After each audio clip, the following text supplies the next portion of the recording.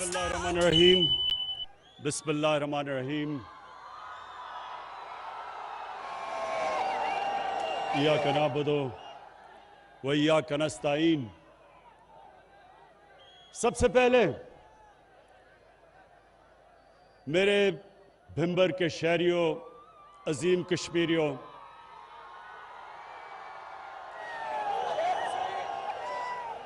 सबसे पहले या चुप करके बैठना। मैं आप सबको ताकीद करूंगा कि ये मास्क, आप इतने करीब करीब खड़े हैं, आपको अंदाजा नहीं कि अभी भी कोरोना पाकिस्तान में खत्म नहीं हुई। तो मुझे आप सबकी फिक्र है।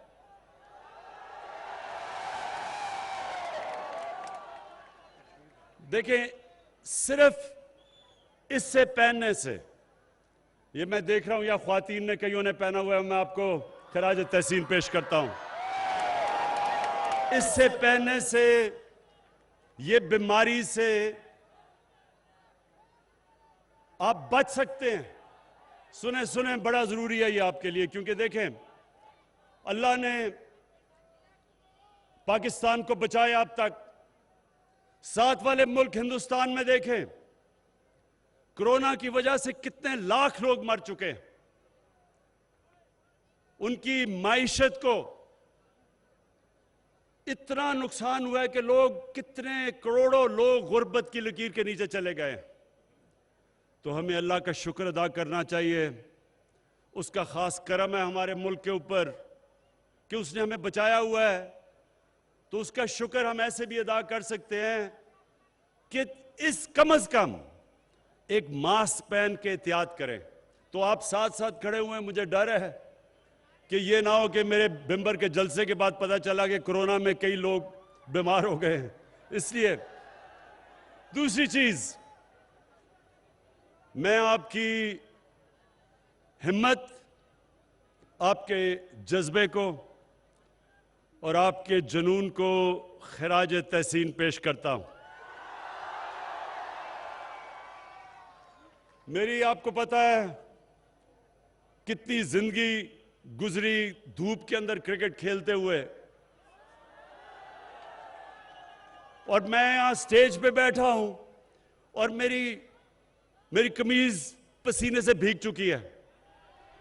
तो मैं सोच रहा हूं कि आप जो इतने करीब करीब खड़े हैं, इसलिए मैं खास तौर पे दाद देना चाहता हूं आपके जज्बे और जुनून पे। अच्छा, अब मेरे भिंबर के नौजवानों, क्योंकि देखें, मैं आपके मुस्तकबिल का सोचता हूं। मैं चाहता हूं कि हमारा मुल्क वो एक अजीम कौम बने कि जिधर भी पाकिस्तान का दुनिया में पासपोर्ट कोई भी हमारा शहरी लेके निकले तो दुनिया कह के ये देखें पाकिस्तानी आ रहा है। दुनिया में इज्जत से देखे, हर एक पासपोर्ट की इज्जत हो, हम एक अजीम कौम बने। तो मैं नौजवानों, आपको इसलिए मिसाल देता हूं कि हमारे नबी सल्लल्लाहु अलैहि वसल्लम ने कैसे उन अरबों की, जिनकी कोई दुनिया में हैसियत ही नहीं थी, दो बड़े बड़े सुपर पावर थे, जिस तरह आज बड़ी सुपर पावर है अमेरिका, उन दिनों में दो सुपर पावर्स थी।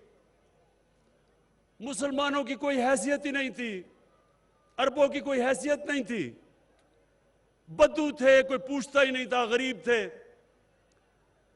तो ये दुनिया की तारीख बताती है कि देखते देखते जब वो मदीना हिजरत करके पहुंचे, तो ये दुनिया की तारीख शाहिद है इस चीज की कि 13 साल के बाद, मदीना की हिजरत के 13 साल के बाद, एक सुपर पावर घुटने टेकती है और 14 साल के बाद दूसरी सुपर पावर घुटने टेकती है। तो नौजवानों, ये सुने, मेरी बड़ी गौर से बात सुने। देखें, लोग आते हैं, जलसे होते हैं, नारे लग जाते हैं, जलसे खत्म हो जाते हैं, लेकिन आपकी तरबियत तो नहीं होती। तो मैं सिर्फ चाहता हूं कि मैं जब यहां से जाऊं तो इस चीज को गौर करें कि क्या वजह थी कि वो अरब जिनको कोई पूछता नहीं था, वो देखते देखते दुनिया की इमामत की, उन्होंने दुनिया की इमामत की। तो वो क्या जादू किया था उनके ऊपर। तो इसलिए मेरे नौजवानों, अल्लाह कुरान में कहता है कि मेरे नबी की, उसकी जिंदगी से सीखो, उसकी सुन्नत पे चलो, उसकी शरीयत पे चलो, क्योंकि वो आपकी बेहतरी है, उसमें कौम की बेहतरी है। एक इंसान जब उस शरीयत पे चलता है वो बड़ा इंसान बन जाता है। एक कौम जब उनकी सुन्नत, जो मदीना की रियासत थी, जब उसके असूलों पे जब कौम चलती है तो एक कौम अजीम कौम बन जाती है। तो मैं चाहता हूं कि हमारी कौम एक अजीम कौम बने। हम ये बदकिस्मती से जो गलत रास्ते पे चले गए थे, भीख मांग के, कर्जे लेके गुजारा करना, एड लेके दूसरों की जंगों में शामिल होना, अपने लोगों का नुकसान करवाना, अपनी इज्जत खोना, कोई भीख मांगने वाले की और कर्जा मांगने वाले की इज्जत नहीं करता। आप आजमा के देख लें नौजवानों, आप आजमा के देख लें। लोगों से तो दूर की बात है, अपने माँ बाप से जरा पहले दिन पैसे मांगे, दूसरे दिन कर्जे मांगे, तो तीसरे दिन देखना माँ बाप आपकी तरफ किस नजर से देखते हैं। भाइयों से आजमा के देख लें। देखें, ये इंसान की फितरत है। अल्लाह से जब आप मांगते हैं वो खुश होता है, वो आपको नवाजता है। इंसानों के सामने जो हाथ फैलाता है कोई उसकी इज्जत नहीं करता, ना उस मुल्क की इज्जत करता है जो अपने पैर पे नहीं खड़ा होता।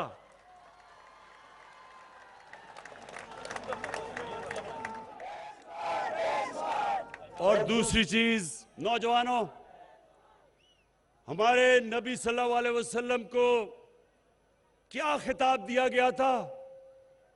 सादिक और अमीन, सच्चा और इंसाफ करने वाला।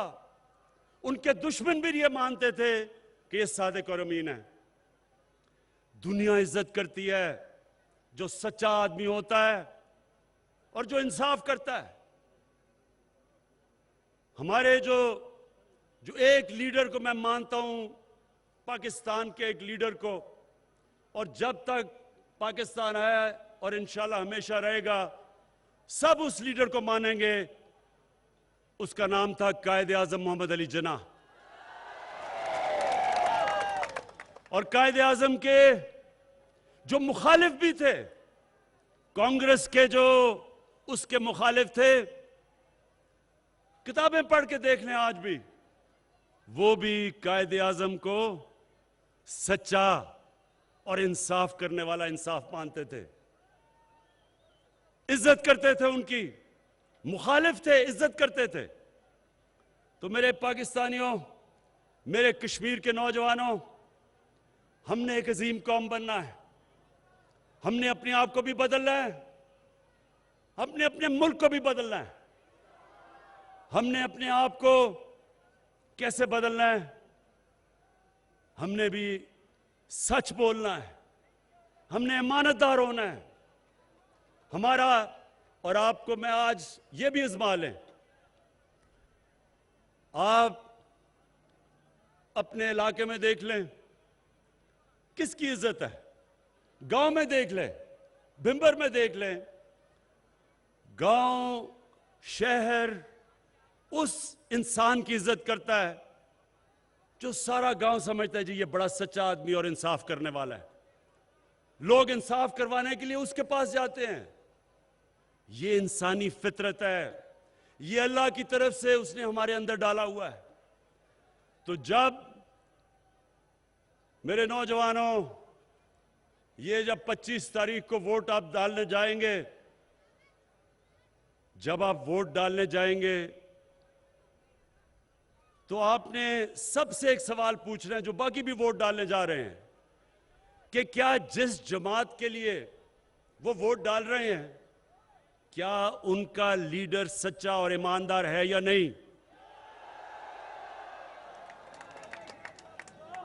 क्या उनका ऐसा लीडर तो नहीं जो मुल्क से झूठ बोल के, बॉलीवुड की एक्टिंग करके, बीमार बन के, ऐसी उसने एक्टिंग की नौजवानों, ख्वातीन, उसने ऐसी एक्टिंग की कि हमारी कैबिनेट के अंदर जो औरतें थी वो रोना शुरू कर दिया उसकी शक्ल देख के। खौफ आ गया कि जी पता नहीं ये जहाज की सीढ़ियां भी चढ़ जाएगा या नहीं। जैसे ही लंदन की हवा लगी, एक इधर से एक नवाज शरीफ गया था, उधर जाके दूसरा नवाज शरीफ नजर आ गया। बीमारी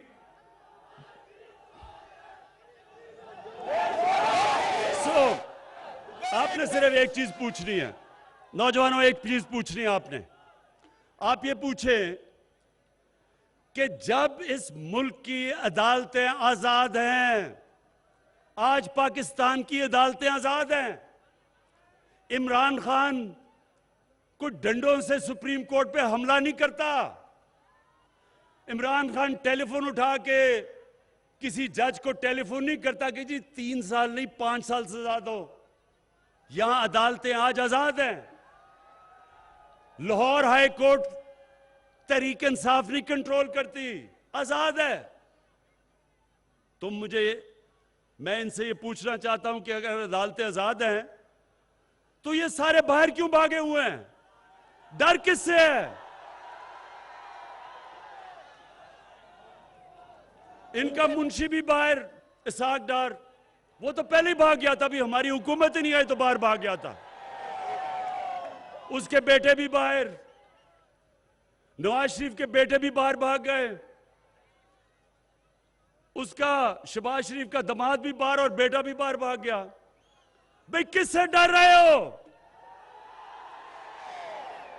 अदालतें आजाद हैं। यहां तो तहरीक इंसाफ के मिनिस्टर्स को भी नहीं छोड़ा जाता। हमारे 2 मिनिस्टर्स को जेल में डाल दिया। तो अगर हम अदालतें या नैब कंट्रोल करते तो हम अपने वजीरों को तो ना जेल में डालते। इस मुल्क में अदालतें और इंसाफ का निजाम आज आजाद है।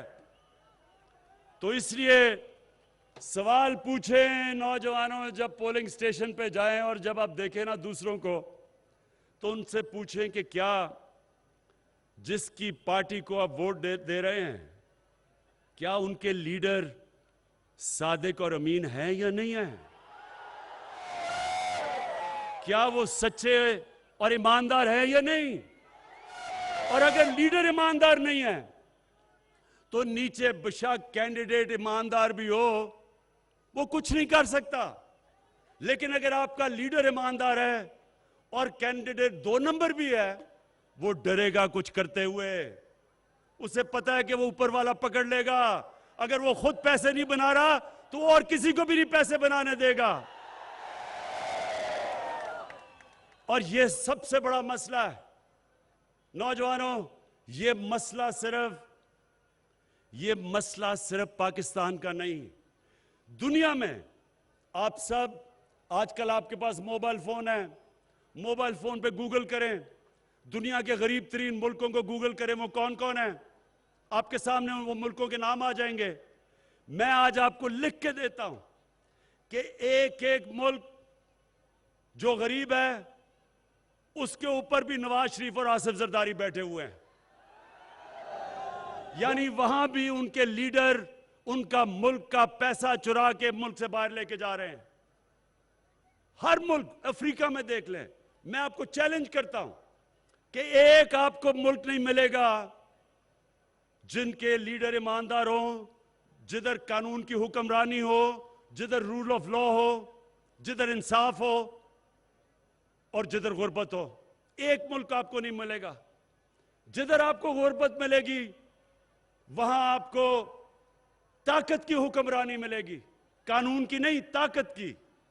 वहां आपको करप्ट लीडर मिलेंगे, करप्ट प्राइम मिनिस्टर मिलेगा, करप्ट वजीर मिलेंगे, करप्ट मेंबर ऑफ पार्लियामेंट मिलेंगे। और इसलिए गुर्बत होती है। इसलिए हजरत अली का कौल था कि कुफर का निजाम चल जाएगा लेकिन जुल्म का निजाम नहीं चल सकता। और इसलिए दुनिया के सबसे अजीम लीडर ने कहा था, हमारे नबी सल्लल्लाहु अलैहि वसल्लम ने कहा था कि मेरी बेटी भी, अगर मेरी बेटी भी जुर्म करेगी तो उसको सजा होगी, कोई कानून से ऊपर नहीं है। और फिर उन्होंने कहा कितनी कौमें तबाह हुई जहां कमजोर के लिए एक कानून और ताकतवर के लिए दूसरा कानून। कमजोर जेलों में जाए और ताकतवर एनआरओ ले ले और बाहर जाके बैठ जाए और अपने पोते का पोलो मैच देखे। पूछे कि पोता जो पोलो मैच खेल रहा है बर्तानिया में, मेरे से पूछे आपके कश्मीर के कितने लोग बाहर रहते हैं? मैं कितने आपके कश्मीरी, आपके रिश्तेदार लंदनों में मिला हुआ हूं, लंदन में, मैनचेस्टर में। कभी उनसे पूछें कि किस तरह का वहां इंसान पोलो खेल सकता है, तो वो आपको बताएंगे कि ये बादशाहों की खेल है, ये आम आदमी नहीं खेल सकता। वहां घोड़ा रखना, पोलो खेलना बड़ा पैसा चाहिए। तो ये बताएं कि पोता जी को पास पैसा इधर से किधर से आया? ये आपका पैसा है, ये यहां से बाहर गया है। इसलिए कौम, नौजवानों, एक कौम तब खड़ी होती है जो हक और सच पे जिसकी इखलाकियात होती है, जो अच्छे और बुरे में तमीज करती है। मौलाना रूमी से किसी ने पूछा कि मौलाना साहब एक कौम कैसे मरती है? पूछा, मौलाना साहब इंसानों को तो हमें पता है कैसे तबाह होती है, कौम कैसे मरती है? तो मौलाना रूमी ने दो दरख्तों का मिसाल दी, एक बड़ा खूबसूरत दरख्त और खुशबूदार और दूसरा बदसूरत। उन्होंने कहा जब कौम इन दो दरख्तों के अंदर फर्क करना खत्म करती है वो मर जाती है।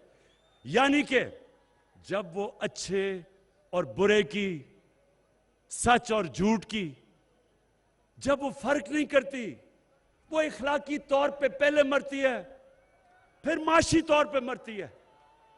तो नौजवानों, हमने बनना एक अजीम कौम, उस रास्ते पे हम निकल चुके हैं। जहाद है हमारी जुल्म के निजाम के खिलाफ, कानून की हुक्मरानी के लिए हम जंग लड़ रहे हैं। जो पुराना निजाम है, जो पुराने निजाम को माफिया बचाने की कोशिश कर रहे हैं, उनसे हम हर रोज जंग लड़ते हैं। और आप सब जानते हैं कि अगर एक चीज आपके कप्तान को करनी आती है वो मुकाबला करना आता है। इंशाअल्लाह आपकी हमायत से इंशाअल्लाह इन माफियों को मैं शिकस्त देके दिखाऊंगा और ये एक नया पाकिस्तान हम ला के दिखाएंगे, एक अजीम कौम बन के दिखाएंगे। और कश्मीर मेरे जो, मैंने बड़ी दुआ की अल्लाह से। जब 5 अगस्त हुआ तो मुझे पता था कि बड़ा जुल्म करेंगे वो कश्मीर के लोगों के ऊपर, और मुझे खौफ था। मैंने कहा इतनी देर कश्मीर के नौजवानों ने इतनी कुर्बानियां दी हैं, उनके ऊपर हर किस्म का जुल्म किया, पैलेट गन्स इस्तेमाल की, आंखों में उनकी जाया की, उसके बावजूद उनकी हिम्मत नहीं गई। तो मुझे खौफ था कि 5 अगस्त को जो ये नरेंद्र मोदी ने किया है, मुझे डर था कि बेचारे हिम्मत ना हार जाएं। लेकिन आज मैं बड़े फख्र से कहता हूं, बल्कि कश्मीर के लोगों को नहीं, सारे पाकिस्तान के लोगों को नहीं, सारी मुसलमान की दुनिया, उनको देख के हम फख्र करते हैं कि जिस दिलेरी से और जिस जज्बे से उन्होंने नरेंद्र मोदी के जुल्म का मुकाबला किया है। हम इनके लिए दुआ करते हैं और मुझे कभी, मेरे ज़हन में ये कभी शक भी नहीं हुआ कि इंशाअल्लाह आने वाले दिनों में हम मकबूजा कश्मीर को आज़ाद देखेंगे। पाकिस्तान जिंदाबाद।